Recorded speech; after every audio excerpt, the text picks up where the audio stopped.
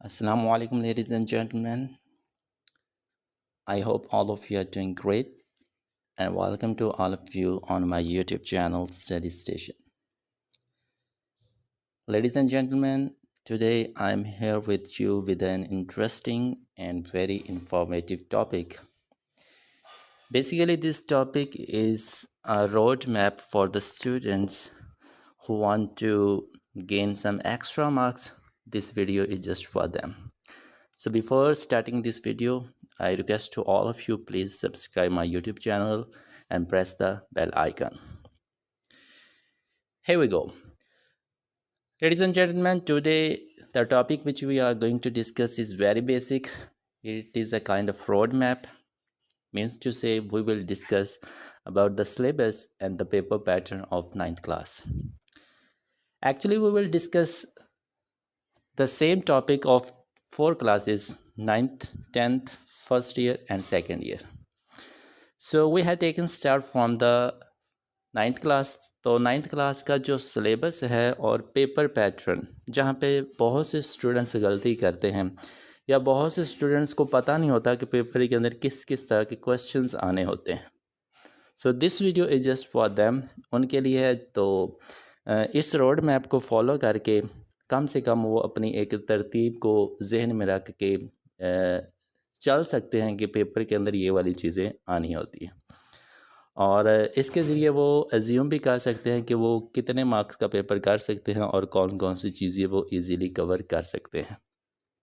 So first of all we will discuss about the syllabus and then we will discuss about the paper pattern.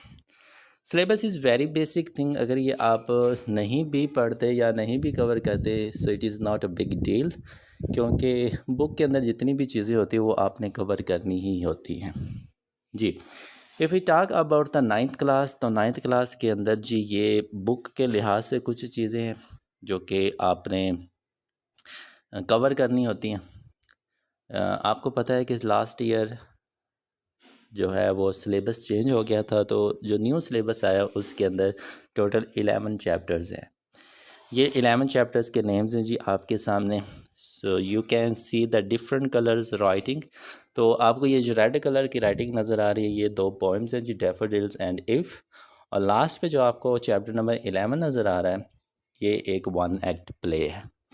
ये सारी चीज़ें आपने 9th class के अंदर cover करनी होती हैं। And beside this if you talk about the book B, तो इसके अंदर आपको ये फॉलोइंग चीज़ें देखने को मिलती हैं। You can get these things from your helping books.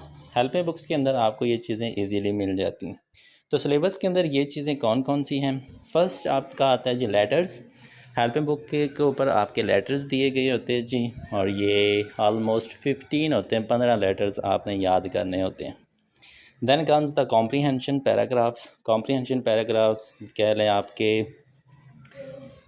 जिस तरह एक पैराग्राफ दिया गया होगा, उस पैराग्राफ को आपने जस्ट अंडरस्टैंड करना है। उसी पैराग्राफ के अंदर से क्वेश्चंस भी होते हैं और उसी पैराग्राफ के अंदर से आंसर्स भी ढूंढने होते हैं। These are 25। 10 का सेट अलहदा होता है और 15 का सेट अलहदा होता है, तो ये टोटल 25 है। यू हैव टू डू 25, तो 25 के 25 ही आपने करने होते हैं। देन आ जाता है जी आपके tenses, the very basic one. ये 12 टेंसेस होते हैं जी, एक एक करके टेंसेस आपने करना होता है, और इन्हीं टेंसेस के आगे आपके एक्टिव और पैसिव आ जाते हैं। कुछ टेंसेस के एक्टिव पैसिव नहीं बनते, उनकी जगह पे कुछ और चीज़ों के बनते हैं, सेंटेंसेस के बनते हैं। तो ये कुछ ना रूल्स होते हैं, you have to learn those rules. हर एक चीज़ ना वाज़े तौर पे प्ले लिस्ट के अंदर दी हुई है। फिर आपके सेंटेंसेस आ जाते हैं, ये हर चैप्टर के एंड पे आपको मिलते हैं। करेक्ट फॉर्म ऑफ वर्ब, अगर टेंसेस आते हैं तो फिर तो आपको करेक्ट फॉर्म ऑफ वर्ब करने की ज़रूरत ही नहीं है, आपको पता चल जाएगा कौन सी फॉर्म यानी कि MCQs के अंदर आती है। Then grammar, part of speech या फिगर ऑफ स्पीच के जितने भी रूल्स हैं या ग्रामर के रिलेटेड चीज़ें हैं वो भी आपके पेपर के अंदर आती हैं। सिलेबस थोड़ा सा लेंथी ज़रूर होता है इंग्लिश का, लेकिन बहुत ही इंटरेस्टिंग होता है। अगर आप इसको कंसेप्ट के लिहाज से इसको समझने की कोशिश करें तो आप इसको बहुत ज़्यादा इंजॉय करते हैं। तो ये है जी आपका सिलेबस जो कि आपने कवर करना होता है। इसके ऊपर हम ज़्यादा फोकस नहीं करते क्योंकि ये हर एक बंदा कवर करता ही है। Either you are the teacher or you are the student, तो आप इनको लाजमी तौर पे थॉरली पढ़ते हैं। हमारा बेसिक जो ऑब्जेक्टिव है वो है पेपर पैटर्न, कि 9th क्लास का पेपर किस तरह का आता है और कौन कौन सी चीज़ें आती हैं। तो अब हम इसको डिस्कस करते हैं। अगर आप 9th क्लास के पेपर पैटर्न की तरफ देखें तो 9th क्लास का जो पेपर आता है बोर्ड के अंदर वो आता है 75 मार्क्स का। जी, इट कंटेन्स 75 मार्क्स, 75 नंबर का पेपर आता है। And these 75 marks are divided into two, दो हिस्सों के अंदर 75 मार्क्स डिवाइडेड होते हैं। एक हिस्सा ऑब्जेक्टिव कहलाता है, दूसरा हिस्सा सब्जेक्टिव कहलाता है। ऑब्जेक्टिव हिस्सा 19 मार्क्स का होता है। वो 90 मार्क्स किस तरह के होते हैं, लेट्स सी। जी, सबसे पहले जब आप एग्ज़ाम देने के लिए जाते हैं तो आपको पहले मारूज़ी दी जाती है। वो मारूज़ी आपका ऑब्जेक्टिव पार्ट होता है। If you are in 9th class, तो 9th क्लास के जब आपको MCQs मिलते हैं, ऑब्जेक्टिव पार्ट मिलता है, तो उस ऑब्जेक्टिव पार्ट के अंदर 19 क्वेश्चंस होते हैं, 19 MCQs होते हैं।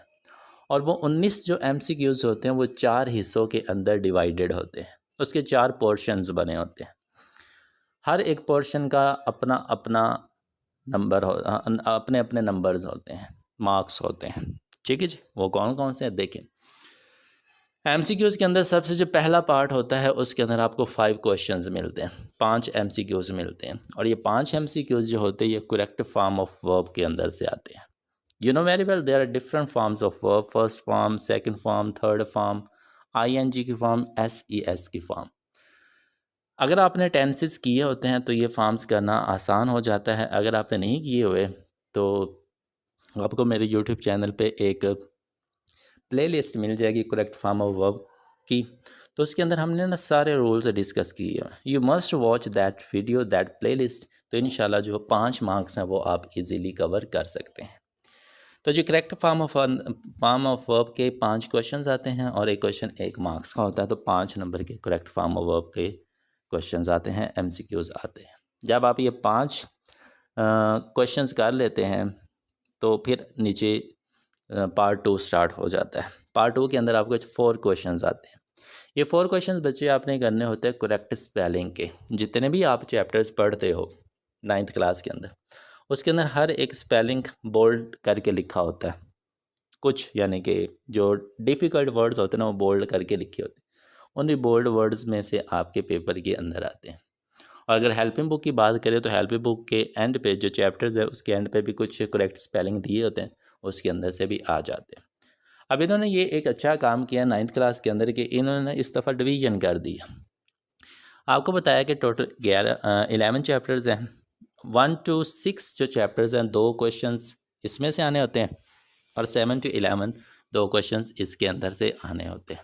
इसके 2 करेक्ट स्पेलिंग पहले हाफ में से, 2 करेक्ट स्पेलिंग सेकंड हाफ में से। तो इस तरह 4 नंबर के करेक्ट स्पेलिंग आते हैं। जब आप 4 करेक्ट स्पेलिंग के कर लेते हो क्वेश्चंस, तो फिर आपका थर्ड पार्ट शुरू हो जाता है। Third part which is synonyms and antonyms. Mostly जो आते हैं वो सिनोनिम्स ही आते हैं। कभी कभार ऐसा होता है कि एक एंटोनिम भी आ जाता है। एक वर्ड आपको दिया गया होगा बोर्ड और अंडरलाइन करके, वो पूछेंगे भाई इसका मीनिंग बताओ। मीनिंग भी आपने इंग्लिश के अंदर ही ढूंढना होगा। तो ये आपको 5 क्वेश्चन आते हैं 5 नंबर के, 5 पहले, 4 फिर, 5 फिर, तो ये हो जाते हैं आपके 14। जब ये 14 मार्क्स हो जाते हैं फिर आप लास्ट पार्ट की तरफ आते हो। लास्ट पार्ट के अंदर आपके फिर 5 क्वेश्चंस होते हैं और ये 5 क्वेश्चंस आपके आते हैं ग्रामर के अंदर से। It could be from part of speech, it could be from figure of speech. जितनी भी इंग्लिश के अंदर ग्रामर है उस ग्रामर में से कहीं से भी ये 5 क्वेश्चंस आ सकते हैं। तो इस तरह के 19 मार्क्स आपके 9th क्लास की इंग्लिश के आते हैं। ठीक है जी, उम्मीद करता हूँ कि 19 मार्क्स आपको समझ आ गए होंगे। अब यहाँ पे एक चीज़ और समझ लीजिए, पेपर के अंदर जब MCQs आते हैं तो वो 1 to 19 नहीं लिखे होते। भाई 19 क्वेश्चन है ना, तो ये नहीं होगा वो ऐसे लिखे होंगे 1 2 3 4 5 6 7 8 9 10 11 12 13 14 15 16 17 18 19। इस तरह से वो 1 to 19 तक काउंटिंग नहीं लिखी होती। हर एक पार्ट की काउंटिंग अलग अलग होती है। जिस तरह पहले के अंदर 5 क्वेश्चन है तो वो 1 से 5 होगा, फिर अगला जो पार्ट शुरू होगा वो 1 से 4 होगा, फिर अगला पार्ट 1 से 5 होगा और फिर अगला पार्ट 1 से 5 होगा। इस तरह से इसकी डिवीजन हुई होती है।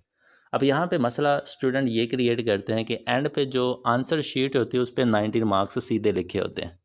ये अंदर से ढूंढने होते हैं उन्होंने कि भाई ये कौन से नंबर का क्वेश्चन है। ठीक है जी।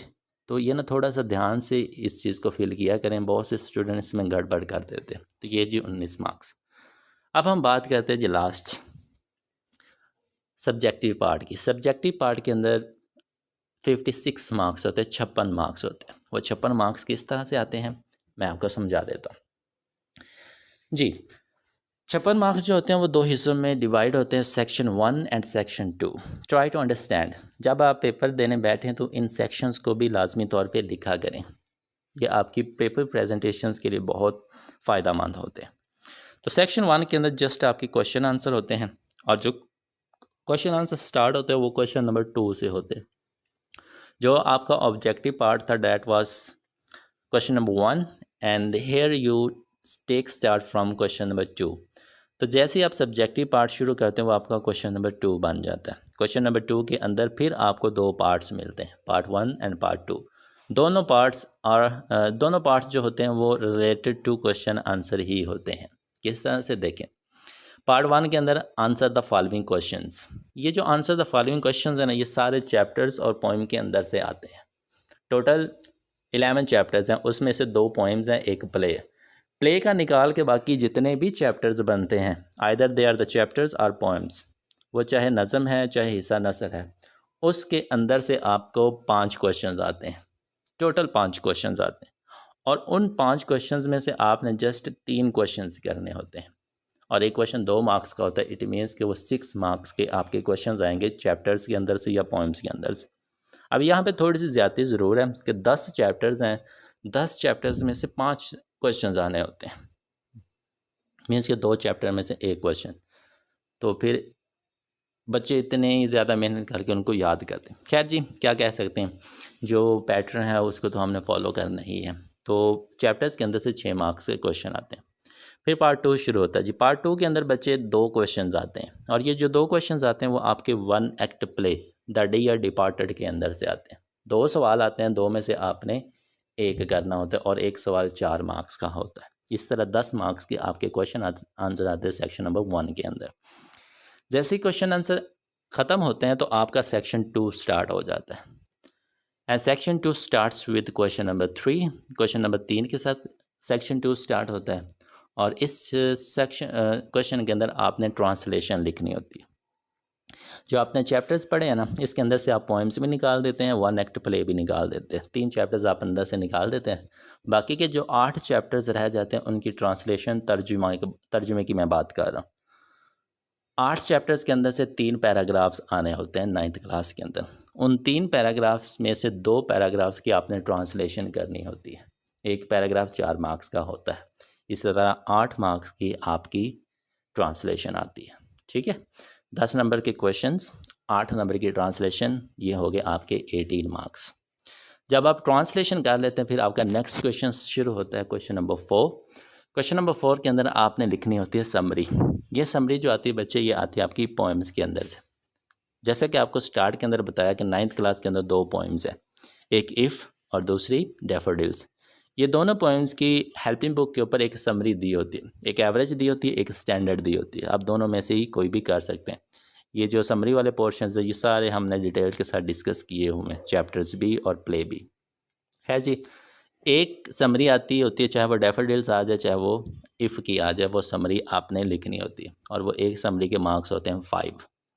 ठीक है जी, पहले 18 मार्क्स हो गए थे, समरी के अंदर मार्क्स डालेंगे तो ये 23 हो जाएंगे। जैसे समरी आप करते हो फिर आप नेक्स्ट क्वेश्चन की तरफ आते हो। नेक्स्ट क्वेश्चन आता है आपका question number 5, use the following words into sentences.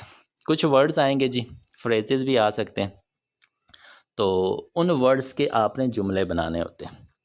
बेहतर तो ये होता है कि पहले आप वर्ड लिखते हैं, फिर उसका मीनिंग लिखें, फिर उसका जुमला बनाएं, तो ये एक खूबसूरत सी चीज़ लगना शुरू हो जाती है। खैर, बाकी अगर आप डायरेक्ट उसका सेंटेंस बनाना चाहें तो वो भी बिल्कुल ठीक ही होता है, लेकिन यहाँ पे आपने जुमले बनाने होते हैं।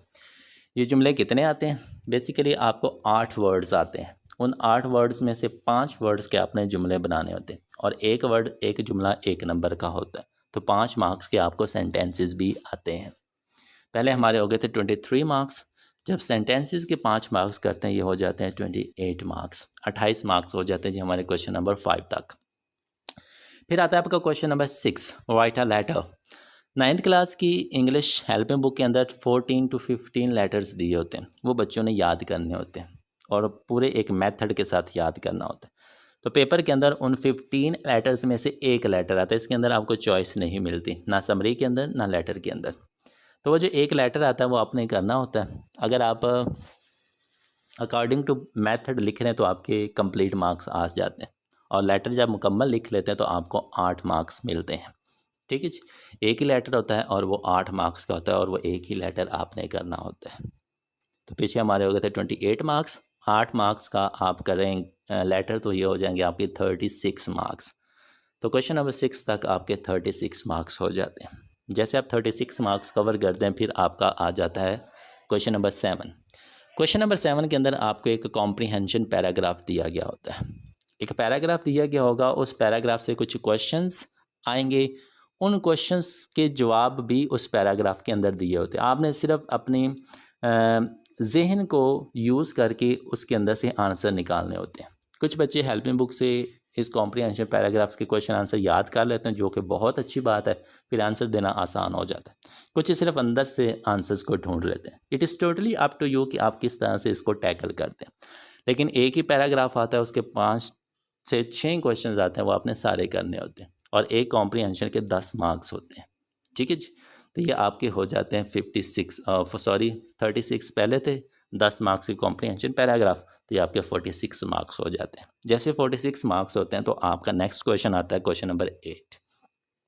क्वेश्चन नंबर 8 के अंदर आता है जी उर्दू टू इंग्लिश टेंसेस। कुछ टेंसेस दिए गए होंगे जी आपको, सेंटेंसेस दिए गए होंगे लेकिन वो टेंस ही होंगे, उनकी आपने इंग्लिश बनानी होगी।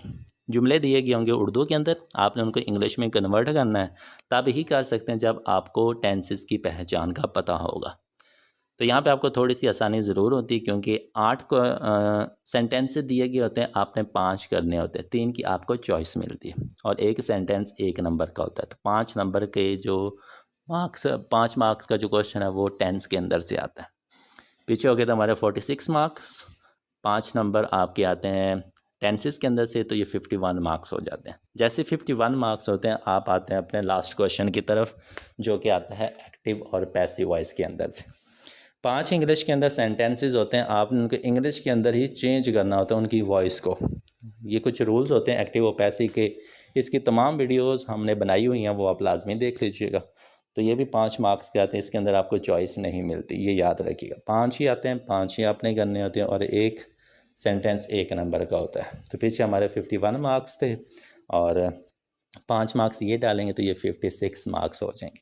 तो इस तरह से आपके 56 मार्क्स आते हैं सब्जेक्टिव पार्ट के अंदर। 56 ये और 90 मार्क्स ये, इन दोनों को इकट्ठा करें तो आपके बनते हैं 75 मार्क्स। तो इस तरह का बच्चे जो पेपर आता है वो 9th क्लास का आता है। उम्मीद करता हूँ कि पेपर पैटर्न आपको पसंद आया होगा, समझ भी आ गई होगी।